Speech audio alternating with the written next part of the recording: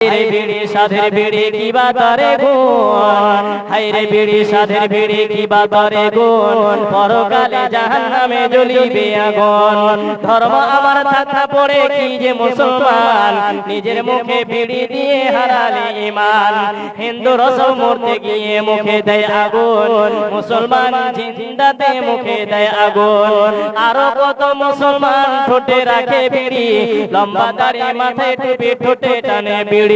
বিড়ি খাওয়া লোক যদি মহাজ্ঞানী হয়, পাইলে বিড়ির গন্ধ তিনি সব ভুলে যায়। ভাত খেয়ে বিড়ি নিয়ে বসে আছে ঘরে, বিবিকে পাঠায় স্বামী আগুনের তরে।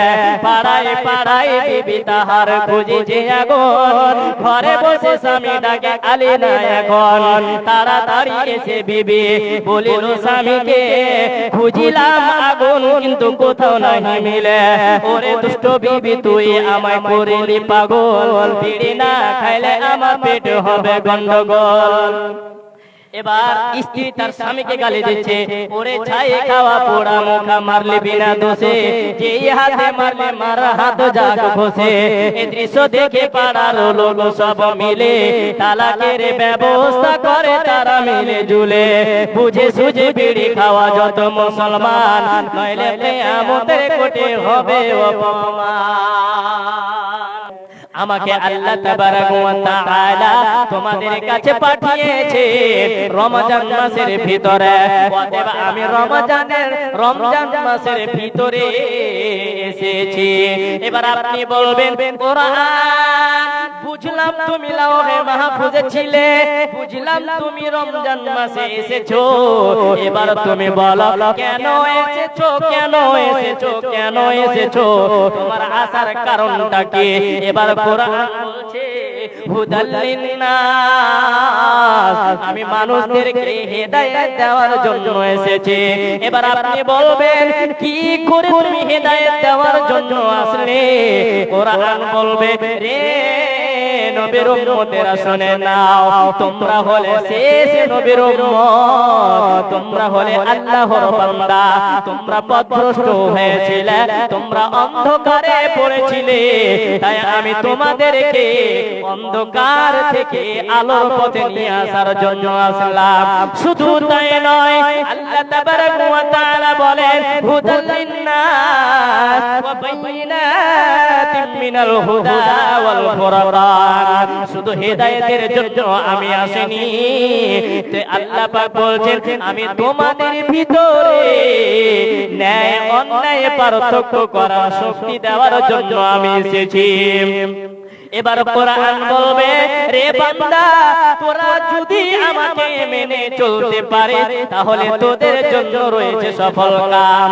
তোরা যদি এই পৃথিবীর বুকে আমাকে মেনে চলতে পারে তাহলে তোদের জন্য একটা স্পেশাল জায়গা রয়েছে, তার নাম হলো জান্নাতুল ফিরদাউস। তাই আল্লাহ তাবারাক ওয়া তাআলা বলেন ইন্নাল্লাযীনা আমানু ওয়া আমিলুস সালিহাতি কানাত লাহুম জান্নাতুল ফিরদাউসি নুজুলা। আল্লাহ রাব্বুল আলামিন বলছেন অবশ্যই তারা ওই জান্নাতুল ফিরদাউসে স্থান পাবে যারা কি করবে ওয়া আমিলুস সালিহাত, যারা পৃথিবীর বুকে সলিহ আমল করবে, যারা পৃথিবীর বুকে নেক আমল করবে, যারা পৃথিবীর বুকে আপনার কিনা নেকির কাজ করবে, বেশি বেশি দান খয়রাত করবে, বেশি বেশি সিয়াম পালন করবে, বেশি বেশি যারা কোরআনটাকে তেলাওয়াত করবে, তারা ওই জান্নাতুল ফিরদাউসে জায়গা পাবে। যারা এগুলো করবে না, যারা নেকির কাজে মগ্ন থাকবে না, শুধু জিন্দেগি শুধু টাকা পয়সা নিয়ে মেতে থাকবে, শুধু ছেলে সন্তান নিয়ে মেতে থাকবে, এই রকম করে যদি আপনি আমি পৃথিবীর বুকে মেতে থাকি, আপনি আর আমি জান্নাত পাবো না, মিলবে না, মিলবে না। যদি আমরা এই কোরআনের উপরে কোরআন যেভাবে বলেছে সেভাবে যদি আমরা চলতে না পারি তাহলে আমরা সাকসেস হতে পারবো না। আর যদি সুন্দরভাবে আমরা কোরআনটাকে বুকের ভিতরে ধরতে পারি, ধরে নিতে পারি, আর ভরে নেওয়ার পর যদি আমরা তার সে যেভাবে বলেছে, কোরআন যেভাবে বলেছে, যদি সেইভাবে আপনি আমি জীবন যাপন কাটাতে পারি, তাহলে আপনি নিশ্চিত মনে করেন আমি সাকসেস হয়ে গেছি। এবার আপনি চিন্তা ভাবনা করেন, কোরআন আপনাকে অন্ধকারের পথ থেকে আলোর পথে নিয়ে আসার জন্য এসেছে। এবার আপনি যদি বলেন কোরআন মানবো না, নাউজুবিল্লাহ, কোরআন যদি বলেন যে কোরআন মেনে কি হবে, নামাজ পড়ে কি হবে, রোজা রেখে কি হবে, আর হজ করে কি হবে, দান করে কি হবে, চিন্তা ভাবনা করবেন যে আচ্ছা আমি কালকে ছিলাম 2 চাকার মালিক, একটা বাইক কিনেছিলাম, আজকে 5 বছর হলো আজকে আমি 4 চাকা বাইক, 4 চাকা একটা কার কিনলাম, গাড়ি কিনলাম। দেখবেন তো এটা কার নিয়ামত? একটু বলেন তো এটা কার নিয়ামত? বলেন না এটা কার নিয়ামত? আল্লাহর নিয়ামত। এখানে বসে আছেন কার দয়াতে? আল্লাহর দয়াতে। যদি আল্লাহর দয়া না থাকে তাহলে আমারও কথা বলার কোনো ক্ষমতা নেই, আপনারও এখানে বসে শ্রবণ করার কোনো ক্ষমতা নেই। তার মানে বুঝে নিতে হবে আল্লাহর নিয়ামত, আল্লাহর রহমত পৃথিবীর প্রত্যেকটা কোণার ভিতরে ছড়িয়ে আছে। তাই কোরআন বলছে, কোরআন কি বলছে? বান্দা তোরা যদি আমার উপরে ঈমান নিয়ে যদি তোমরা আমার কথা মতো চলতে পারো, তাহলে আল্লাহ তোমাদেরকে জান্নাতুল ফিরদাউস দেবে। কিন্তু হ্যাঁ, যারা সিয়াম পালন করবে, যারা রোজা রাখবে, এদের জন্য একটা স্পেশাল দরজা রয়েছে। আল্লাহর নবী বলেন, যারা পৃথিবীর বুকে রমজান মাসের সিয়ামটুকু পালন করবে, ভালো করে শুনবেন, যারা পৃথিবীর বুকে রমজান মাসের সিয়ামটুকু ঈমান চেতনা সহকারে নেকির আশায় যদি পালন করে, খুব দামি দামি খুব সুন্দর করে সাহারি খেলো, আর খুব দামি দামি ফল দিয়ে যতটুকু ক্ষমতা অনুযায়ী যারা ইফতার করবে, নবীজি বলছেন মা তাকাদ্দামা মিন যামবিহি, তার পিছনের যতগুলো গুনাহ রয়েছে এই রমজান পালন করার বদলে আল্লাহ পাক। তাহলে আমাদেরকে বুঝতে হবে কোরআনের আইন মানতে হবে, কোরআনের আইন মানা লাগবে এবং নবীজির হাদিস মানতে হবে। তাই তো একজন কবি বলছেন, যদি কোরআন হাদিস না মানি জীবনে কি হবে গো মৃত্যুর পরে, যদি কোরআন হাদিস না মানি জীবনে কি হবে গো মৃত্যুর পরে। 4 মাযহাবকে ফরজ জেনেছি, 1 মাযহাবের আমল করেছি, কোরআন হাদিসের দিকে দেখিনি তো ফিরে কি হবে গো মৃত্যুর পরে, কি হবে গো মৃত্যুর পরে, যদি কোরআন হাদিস না মানি জীবনে কি হবে গো মৃত্যুর পরে, কি হবে গো মোদের জীবনে। অতএব বাবা আমার, মা আমার, ভালো করে শুনে, যদি কোরআনের আইন মানতে পারে, আমি যদি কোরআনের আইন মেনে চলতে পারি, তাহলে আমি জান্নাত পেয়ে যাব। কোরআনের বিধান আমাদেরকে মানতেই হবে। আচ্ছা, এবার আপনাকে প্রশ্ন করি, আজকে যখন আপনার বাবা মারা যায়, যখন আপনার বাবা মারা যায়, মারা যাওয়ার পরে যতগুলো ওয়ারিস আছে, 3টা 5টা 6টা 10টা ছেলে মেয়ে থাকে কি থাকে না? থাকে।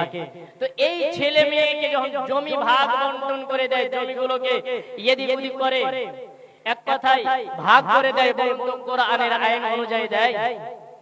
দেয় না।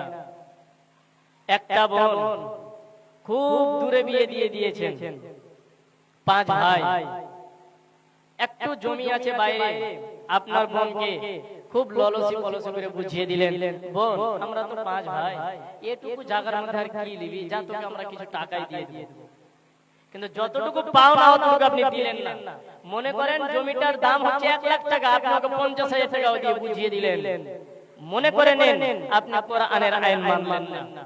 তাহলে কোরআনের আইন যদি আপনি মেনে চলেন পৃথিবীর বুকে, তাহলে আপনি আমি কিয়ামতের দিন ঠাঁই পাবো না, ঠাঁই পাবো না। কি না? তো 1000 টাকা তার কিছু পারা যাবে না। আল্লাহর ঘর। তো এ করেন, আর একটা কাজ করেন, থামেন আর 500 টাকা আপনার। ও আচ্ছা, আপনাদের মাশাআল্লাহ আরেকজন 1000 টাকা মাশাআল্লাহ। আচ্ছা, একটু আপনারা ধৈর্য ধরেন, ইনশাআল্লাহ আমি আপনাদের কাছে একটু হাত বাড়াবো। তো আর একটু আপনারা কিছু কোরআন এবং হাদিস থেকে শুনেন। এটা কে দিল 500 টাকা? এটা কে দিল? আপনি? কত? 1000। এই শুনেন, আরবি মাসের শুনেন আরবি মাস হলো 12টা। তো আর 200 টাকা দেন না হার বাপ। ও বাপজি মা টেনা চলি আর হার বাপজি 200 টাকা আবদার করছি, একটু মেহেরবানি করে দিয়ে যান। 1000 টাকা দিতে পেরেছেন, তার মানে আরো 200 টাকা পারবেন ইনশাআল্লাহ। একটু যদি পারেন তো দেন। যাই হোক, তিনজন মিলে 3000 টাকা দান করেছেন। মাশাআল্লাহ, হায়াকাল্লাহ, বারাকাল্লাহ। আল্লাহুম্মা সাল্লি আলাইহি, আল্লাহুম্মা বারিক আলাইহি। রব্বুল আলামিন, তোমার 3 বান্দা মিলে 3000 টাকা দান করেছে, 1000 করে করে। এ আল্লাহ তাআলা, এই দানকে তুমি সদরে গ্রহণ করে নাও। এই দানের বিনিময়ে তুমি তার গুনাহ খাতা মোচন করে দাও। এই দানে আল্লাহ তুমি হয়ে যাও রাজি, বানাইয়া রাখো তুমি পাক্কা নামাজি। এই দানে আল্লাহ তুমি করো গো কবুল, মাফ করে দিও তার জীবনের ভুল। যে উদ্দেশ্যে যে নিয়তে করিয়াছেন দান, উদ্দেশ্য পূরণ করো তুমি রহমান। আমি গুনাহগার বান্দা দোয়া দিব কত, আল্লাহ তুমি নেকি দিও নিজ মন মত। রাস্তা পথে চলতে চলতে কত অ্যাক্সিডেন্ট হয়, সেই অ্যাক্সিডেন্ট হতে আল্লাহ বাঁচা বড় দায়। উদ্ধারিয়া নিও তুমি প্রভু দয়াময়। রব্বানা তাকাব্বাল মিন্না ইন্নাকা আনতাস সামিউল আলিম ওয়া তুব আলাইনা ইন্নাকা আনতাত তাওয়াবুর রহিম। আমিন আমিন আমিন।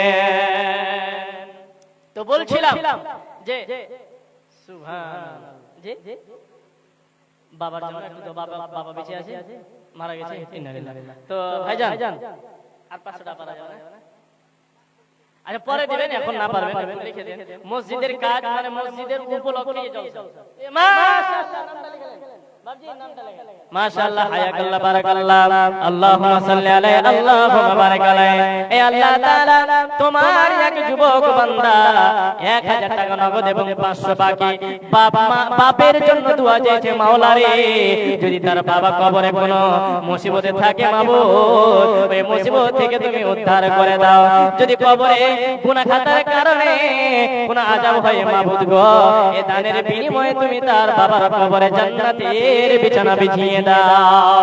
রব্বানা তাকাব্বাল মিন্না ইন্নাকা আনতাস সামিউল আলিম ওয়া তুব আলাইনা ইন্নাকা আনতাত তাওয়াবুর রহিম। আমিন আমিন আমিন। প্রথমেতে দুইজন 500 করে 1000 টাকা আল্লাহ তুমি ঘোরা তাদের ভাগ্যের জায়গা। যে উদ্দেশ্যে যে নিয়তে করিয়াছেন দান, পূরণ করো তুমি রহমান। আমিন আমিন আমিন। সুবহানাল্লাহ। একটু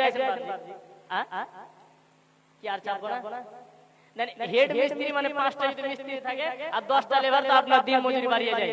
শুনেন না, আর আপনার কাছে আমি 1500 টাকা আপনার করছি, পারবেন? ভুট্টা লাগানি, ভুট্টা কিছু লাগানি। আচ্ছা আমার বাপজান উনি 500 টাকা দান করেছেন। আল্লাহুম্মা সাল্লি আলাইহি, আল্লাহুম্মা বারিক আলাইহি। আল্লাহ এই দানকে তুমি 500 কোটি বলে মঞ্জুর করো। আল্লাহ এই দানের বিনিময়ে তুমি তার খেতে কামারে বরকত দাও, বিজনেসে ব্যবসাতে বরকত দাও। আমিন সুম্মা আমিন। তো বলছিলাম, যারা এই মাসের ভিতরে আল্লাহকে খুশি করতে পারলো না, ওর চাইতে হতভাগা আর কেউ হতে পারলো না। তাহলে একটা ঘটনা শুনুন, বুখারীর হাদিস, বিভিন্ন হাদিসে পাওয়া যায়। যখন আল্লাহর নবী মেলায় অনেকই দিয়েছিল, আল্লাহর নবী খুতবা দিয়েছিলেন, কিন্তু কোনদিন আমিন আমিন বলেন। কিন্তু এক সময় আল্লাহর নবী খুতবা দিতে উঠছেন, তো মেম্বারটা দেখেছেন না আপনারা? দেখেননি? কয়টা সিঁড়ি থাকে বলেন তো? 3টা। কয়টা সিঁড়ি থাকে? 3টা। তো আল্লাহর নবী অনেক খুতবা দিয়েছেন, ভাষণ দিয়েছেন, কিন্তু একদিন হঠাৎ করে জিবরাইল এসে কানে কানে বলছে, ও আল্লাহর নবী তুমি তো জানো আমি কে? নবীজি বলছেন হ্যাঁ আমি জানি, তুমি হলে ফেরেশতা জিবরাইল আমিন। এবার নবীজিকে বলছে ওগো নবী আমার, যখন আপনি প্রথম সিঁড়িতে পা দিবেন তখন আপনি আমিন পড়বেন, আর যখন দ্বিতীয় নম্বর সিঁড়িতে পা দিবেন তখন আপনি আমিন পড়বেন, তৃতীয় নম্বর সিঁড়িতে যখন পা দিবেন তখন আপনি আমিন পড়বেন। এইরকম করে করে যখন তিনবার আল্লাহর নবী আমিন পড়লেন, সাহাবারা কিন্তু চমকে গেলেন। খুতবা হয়ে গেল, নামাজও আদায় হয়ে গেল, সুন্নাত পড়া হয়ে গেল। এবার সাহাবারা নবীজিকে ঘেরাও করে বসেছেন আর জানতে চাইছেন ওগো নবী আমার, বিভিন্ন ভাবে অনেক দিন আপনি খুতবা দিয়েছেন, কিন্তু এই রকম নবীজি বলছেন যখন আপনি আমিন পড়লেন তার কারণটা বলেন। এবার নবীজি বলছেন রে সাহাবীরা, আমি যখন আমিন পড়লাম তার মানে জিবরাইল আমিন আমাকে বলছে তারা ধ্বংস হয়ে যাক। নবীজি বলছে তুমি আমিন, জিবরাইল বলছে তুমি আমিন পড়ো তারা ধ্বংস হয়ে যাক। তার কারণটা কি? নবীজি বলছে রে সাহাবীরা, যারা বৃদ্ধ পিতা মাতাকে পেল, যারা বয়স্ক মা বাবাকে পেল কিন্তু জান্নাত হাসিল করতে পারলো না, কিন্তু জান্নাত হাসিল করতে পারলো না, তার সেবা করতে পারলো না, তার যত্ন করতে পারলো না, তার সঙ্গে ভালো ব্যবহার করতে পারলো না, নবীজি বলছে সে ধ্বংস হয়ে যাক। সাহাবীরা জিজ্ঞাসা করেছে ওগো আল্লাহর নবী, যার মা নাই কিংবা বাবা আছে আর বাবা নাই মা আছে তাহলে কি করবে? নবীজি বলছে দুইজনের ভিতরে যদি একজন থাকে বাবা হোক কিংবা মা হোক তাহলে তুমি তার সেবা করো, জান্নাত তুমি পেয়ে নেবে। আর যদি বেঁচে থাকা কালে তুমি তার সেবা করতে পারলে না তাহলে তুমি বুঝে নাও তুমি ধ্বংস হয়ে গেলে। দ্বিতীয় নম্বর আমিন পড়ার কারণটা হলো নবীজি বলছে যারা রমজান মাস পেল কিন্তু আল্লাহর নৈকট্য লাভ করতে পারলো না, যারা রমজান মাস পেল নিজের গুনাহকে আল্লাহর সামনে উপস্থাপন করে ক্ষমা চেয়ে নিতে পারলো না, এর চাইতে হতভাগা আর কেউ হতে পারে না। তৃতীয় নম্বরে নবীজি বলছেন যে মানুষটা যে আমার উম্মত আমার নামটা শুনলো কিন্তু আমার উপরে দরুদ পাঠ করলো না, নবীজি বলছেন সে যেন ধ্বংস হয়ে যায়। তো যাই হোক, এটা বলার উদ্দেশ্য কি বলছি আমি? এটা বলার উদ্দেশ্য একটাই যে আল্লাহর নবী বলছেন যারা রমজান মাস পেল কিন্তু আল্লাহর নৈকট্য লাভ করতে পারলো না, মানে নিজে আপনি যা গুনাহ করেছেন ওই গুনাহগুলোকে আল্লাহর সামনে উপস্থিত করে আপনি আল্লাহকে খুশি করতে পারলেন না বা ক্ষমা চাইতে পারলেন না বা আল্লাহর নৈকট্য লাভ করতে পারলেন না, নবীজি বলছেন সে ধ্বংস। আচ্ছা এবার আপনি বলেন আপনি আর আমি কোন দিন আল্লাহকে বলেছি আল্লাহ এই যে 12-11 মাস খুব গুনাহ করেছি, আল্লাহ এই গুনাহগুলোকে তুমি আমার maaf করে দাও। আপনি ছাড়া কেউ পৃথিবীতে জানে না এমন এমন পাপ করেছি, রাতে অন্ধকারে করেছি, দিনে একেবারে আড়ালে করেছি, ঘরের ভিতরে পাপ করেছি, মাবুদ কেউ জানে না, এমন কি আমার মাও জানে না, আমার নিজের খাস যারা বন্ধু সেও জানে না, কিন্তু রব তুমি তো আমাদের মালিক, তোমার কাছ থেকে বাঁচার নেই, তুমি সব কিছু জানো। এইভাবে যদি আপনি আর আমি আল্লাহকে খুশি করতে না, আল্লাহর কাছে ওই গুনাহগুলো উপস্থাপন করে ক্ষমা চাইতে না পারি, নবীজি বলছেন ও ধ্বংস। তার মানে বুঝে নিতে হবে আপনি যদি রমজান মাসের ভিতরে ক্ষমা চাইতে না পারেন তাহলে আপনি আমি ধ্বংস হয়ে গেলাম। নবীজি অন্যান্য মাসের ভিতরে যেমন দান করতেন, যখন রমজান মাস আসতো নবীজি তার তুলনায় বেশি বেশি দান করত, কারণ যখন দান করত এটা রোজা অবস্থায় আল্লাহর নবীর অভ্যাস ছিল, সোমবারের দিন রোজা রাখতেন, বৃহস্পতিবারের দিন রোজা রোজা রাখতেন, শাবান মাসে অনেক রোজা রাখতেন। তার কারণটা হলো সোমবারের দিন রোজা রাখার কারণটা হলো নবীজি ওই দিনে জন্মগ্রহণ করেছেন, তাই শুকরিয়া স্বরূপ একটা সিয়াম পালন করতেন। আর বৃহস্পতিবারের দিন কেন রোজা রাখতেন? বৃহস্পতিবারের দিন সাপ্তাহিক যেটা নেকি সেটা আল্লাহর দরবারে উপস্থাপন করা হয়, তাই নবীজি ওই বৃহস্পতিবারের দিন রোজা রাখতেন, সিয়াম রাখতেন। তার কারণটা হলো আমি আজকে সিয়াম রেখে আমার নামটা ওখানে লেখা হয়ে গেল। যদি সিয়াম অবস্থায় হয় সেটা খুব গুরুত্বপূর্ণ, সেটার খুব আপনার কিনা ওই আমরা যেটাকে বলি এটা আমি নিব ওটা আমি নিব, এই করে করে ফেরেশতারা যারা রোজা রাখবে তাদের নেকিটা খুব তাড়াতাড়ি নিয়ে যাওয়ার জন্য এদিক ওদিক ছোটাছুটি করবে, আমি নিয়ে যাব আমি নিয়ে যাব।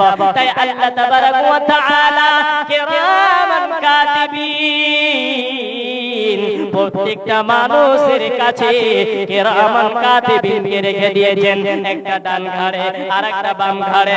যেটা ডান ঘাড়ে রয়েছে সেটা নেকির কাজগুলো লিখতে থাকে, যেটা বাম ঘাড়ে রয়েছে সেটা গুনাহের কাজগুলো লিখতে থাকে। কিন্তু একটু চিন্তা ভাবনা করেন, যেটা বাম ঘাড়ে থাকে যতক্ষণ পর্যন্ত আপনি গুনাহটাকে কমপ্লিট না করেছেন, পাপের কাজটা কমপ্লিট না করেছেন, ততক্ষণ পর্যন্ত ওই খাতায় তোলা হয় না। কিন্তু যদি আপনি একটা নেকির কাজ তাহলে যেটা ডান ঘাড়ে ফেরেশতা রয়েছে সঙ্গে সঙ্গে খাতায় উঠিয়ে নেন। এবার আপনি বলেন, যদি আপনি সিয়াম পালন করে থাকে তার দামটা হলো অনেক বেশি। তাই বলছি বাপ আমার, মা আমার, সাহাবীরা নবীজিকে দেখে নবীজিকে ফলো করে বেশি বেশি এই রমজান মাসে দান করতেন। শুধু তাই নয়, হযরত ওমর ফারুক রাদিয়াল্লাহু তাআলা আনহু, হযরত আবু তাআলা আনহু মুসলিম জাহানের দ্বিতীয় নম্বর খলিফা, খলিফাতুল মুসলিমিন হযরত ওমর এই রমজান মাসের ভিতরে যখন ইফতার করতেন, গরিব মিসকিনদেরকে ডেকে তাদের সঙ্গে ইফতার করতেন। কেন? এই মাসটা খুব গুরুত্বপূর্ণ মাস। তাই এই মাসের ভিতরে একটা রাত আছে, ওই রাতটা হাজার মাস চাইতেও উত্তম। 1000 মাসকে এক জায়গায় করেন আপনি, আর একটা রাত রয়েছে তার নাম হলো লাইলাতুল কদর। ওই কদরের রাত ওই 1000 মাস আর এই রাত এক জায়গায় করেন, এই রাতটাই ওর থেকে বেশি হবে। বলুন সুবহানাল্লাহি ওয়া বিহামদিহি। কিন্তু ওই মাসটা আমরা পাবো যদি আমরা তাওয়াক্কুল করি। চলে আসছে আজকে 19 এর রাত, কালকে হবে 20 রাত। আজকে 19 এর রাত, কালকে হবে আপনার 20 রাত, পরশু দিন হয়ে যাবে লাইলাতুল কদর। লাইলাতুল কদর 21, 23, 25, 27, 29 এই 5 রাতের ভিতরে একটা রাত রয়েছে, যেই রাতে কোরআনটাকে পুরোপুরি ভাবে অবতীর্ণ করা হয়েছে। আল্লাহ তাবারাক ওয়া তাআলা বলেন, ইন্না আনজালনাহু ফি লাইলাতিল কদর, আমি এই কোরআনটাকে লাইলাতুল কদরের রাত্রিতে অবতীর্ণ করেছি। এবার আপনি বলবেন, মৌলভী সাহেব আপনি প্রথমে বললেন রমজান মাসে, আর এখন আপনি বলছেন লাইলাতুল কদরে। প্রশ্ন তো দুই রকম হয়ে গেল, উত্তর দুই রকম হয়ে গেল। এবার আপনাকে আমি সূক্ষ্মভাবে বোঝাতে চাচ্ছি, লাইলাতুল কদরের রাত্রিতে ওই লাওহে মাহফুজ থেকে প্রথম আসমানে যখন আনা হয় সেটা লাইলাতুল কদর রাত্রিতে আনা হয়েছে। আর যখন ওই প্রথম আসমান থেকে নবীজির উপরে অবতীর্ণ হয়, গোটা 23 বছরের জিন্দেগিতে নবীর কাছে এক এক করে নাযিল হয়েছে। শুধু তাই নয়, আল্লাহর নবীকে জিবরাইল আলাইহিস সালাতু ওয়াস সালাম রমজান মাসে শোনাতেন, আর জিবরাইল আল্লাহর নবীর কাছে শুনতেন। কিন্তু যেই দিন আল্লাহর নবী বিদায় নেবেন, সেই বছরে আল্লাহর নবী 10 দিন নয় 20 দিন ইতিকাফ করেছেন, আর 2 বার খতম কোরআন করেছেন, আর 2 বার হজ করেছেন। এইগুলো দেখে সাহাবীরা বুঝে নিল আর বোধহয় বেশি দিন থাকবে না, আর বোধহয় বেশি দিন থাকবে না। এই করে করে আল্লাহর নবী জ্বরে আক্রান্ত হলেন। এই করে করে অনেক লম্বা ঘটনা রয়েছে। আল্লাহর নবী বিদায় নিয়ে নিলেন। আপনার কাছে মাশাআল্লাহ, আলহামদুলিল্লাহ, আল্লাহুম্মা সাল্লি আলাইহি আল্লাহুম্মা বারিক আলাইহি। আল্লাহ গো, আমার এক বন্ধুর কাকা, নাম তার জানি না, 1000 টাকা দান করেছে। আল্লাহ তাআলা তোমার আরেক ছোট্ট বান্দির হাতে কে যেন 700 টাকা দিয়ে পাঠিয়েছে, আর একটা ছোট্ট বোনের জাত আমার 100 টাকা দিয়েছে। আল্লাহ গো, এই দানকে তুমি 100 কোটি বলে মঞ্জুর করো, 1000 কোটি বলে মঞ্জুর করো, 700 কোটি বলে মঞ্জুর করো। আমিন আমিন আমিন। এটা আমার বন্ধু, ইমরান হচ্ছে আমার বন্ধু। তো ওনার দাদা আবারো 200 টাকা দান করেছেন। মাশাআল্লাহ, হায়াকাল্লাহ, বারাকাল্লাহ, আল্লাহুম্মা সাল্লি আলাইহি আল্লাহুম্মা বারিক আলাইহি। আমিন আমিন আমিন। তো বলছিলাম, এই রমজান মাসের ভিতরে আল্লাহর নবী এত দান করতেন, এত দান করতেন, বলার শেষ নয়। তো আমরা তো পেয়েছি এটা বরকতের মাস। কেন বরকতের বলুন তো? আপনি অন্য মাসে যদি 1 টাকা দান করতেন, যদি আপনি 10 নেকি পেতেন, এই মাসে 1 টাকা দান করলে তার চাইতে বহু গুণে বেশি নেকি দেবেন আল্লাহ। তাহলে বরকতের মাস হলো না? এবার রহমতের মাস কেন? রহমতের মাস এই জন্য আল্লাহ অন্যান্য মাসে জান্নাতের দরজাগুলোকে খুলেন না, কিন্তু এই রমজান মাসে খুলে দেন। অন্যান্য মাসে আল্লাহ পাক জাহান্নামের দরজাগুলোকে বন্ধ করেন না, কিন্তু এই মাসের ভিতরে আল্লাহ বন্ধ করে রাখেন। অন্যান্য মাসে বড় বড় শয়তানকে জিজির দিয়ে আটক করে রাখা হয় না, কিন্তু যখন রমজান মাস এসে পড়ে যায়, তখন আল্লাহ পাক সেগুলোকে বন্ধ করে দেয়। তাহলে এটা হলো রহমতের মাস। অন্যান্য মাসে আল্লাহ পাক রব্বুল আলামিন মানুষদেরকে যা রহমত করেন, রহমত বর্ষায়, এই মাসে তার চেয়ে অধিক বেশি রহমত বর্ষণ করে। তাহলে এটা হলো রহমতের মাস। দেখেন, এই মাসটা এমন একটা গুরুত্বপূর্ণ মাস, এই মাসটা সবার লোভে, সবারই নসিবে লোভে না। তাই বলছি, মৃত্যু কখন আসবে বলা সম্ভব নয়, কখন কে মরে যাবে। গেল তারাবিতে আপনি আপনার চাচার পাশে দাঁড়িয়ে নামাজ আদায় করেছেন, তারাবির নামাজ। আজকে দেখেন, হয় আপনার বাপ, হয় আপনার ছেলে, হয় আপনার দাদা, না হয় আপনার আত্মীয় স্বজনদের ভিতরে কেউ একজন নেই, ঠিক না? চলে গেছে। তাই বলছি, বাবা মা মৃত্যু আসার আগে আগে আমাদেরকে ইসলামের ভিতরে পরিপূর্ণভাবে ঢুকতে হবে। যদি আপনার মরণ হয়ে যায়, আপনি আর দান করতে পারবেন না। অতএব মরণ আসার আগে আগে আপনাকে দান করতে হবে।